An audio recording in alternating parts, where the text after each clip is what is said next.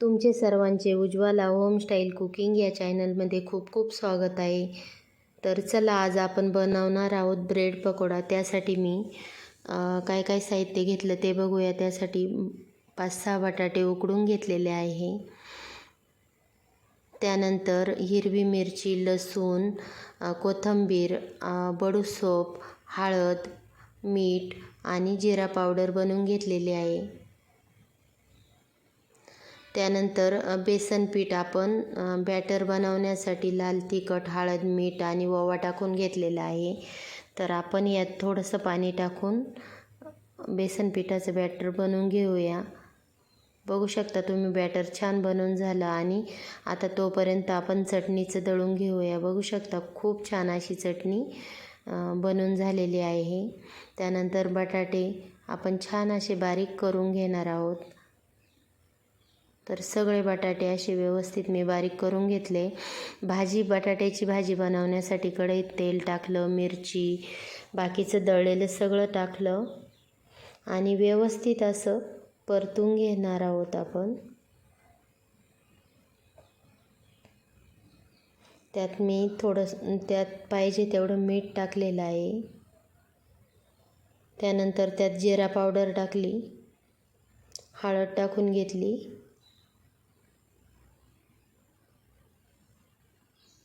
व्यवस्थित हलवून घ्यायचं. आणि त्यानंतर आपण त्यात बटाटा जो बारीक केलेला आहे तो टाकणार आहोत. गॅस बारीक करून व्यवस्थित परतून घ्यायची. आणि त्याच बारीक गॅसवरती व्यवस्थित एक वाफ घ्यायची. 10 मिनटासाठी आपण वाफ घेऊया. 10 मिनटानंतर बघू शकता तुम्ही, खूप छान अशी बटाट्याची भाजी बनवून रेडी झालेली आहे.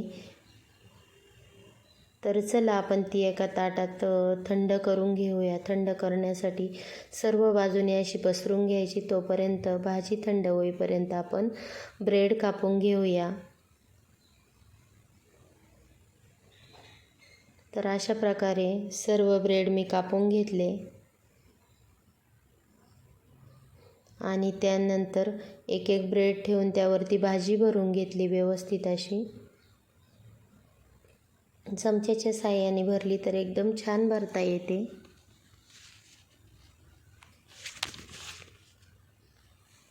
त्यानंतर वरतून ब्रेड ठेवून थोडंसं हलक्या हाताने दाबून घ्यायचं. अशा प्रकारे सगळ्या ब्रेडमध्ये भाजी भरून घेतलेली आहे. 3 ब्रेड एका वेळेस बनवून घ्यायचे, म्हणजे तळायला पण आपल्याला सोपे जातात. तर अशा प्रकारे ब्रेड बनवून झाले. त्यानंतर बेसन पिठात टाकले आणि कढईत तेल गरम होऊन दिलं आणि त्यानंतर एक एक ब्रेड पकोडा असा त्यात सोडलेला आहे.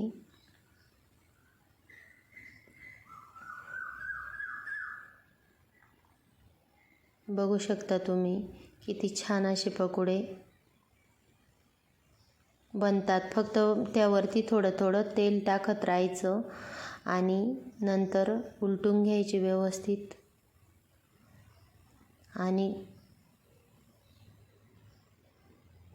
फुल गॅस करून व्यवस्थित होऊन द्यायचे. त्यानंतर एक एक ब्रेड काढून तेल पूर्ण निथळून द्यायचं. आणि असे सगळे ब्रेड मी काढून घेतलेले आहे.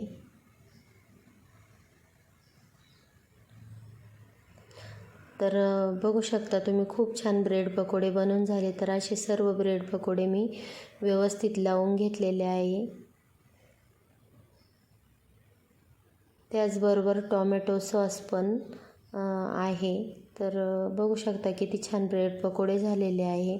तर तुम्ही नक्कीच एकदा ट्राय करून बघा. आणि परत भेटू अशाच नवीन एका रेसिपीसोबत. तोपर्यंत सर्वांना बाय बाय.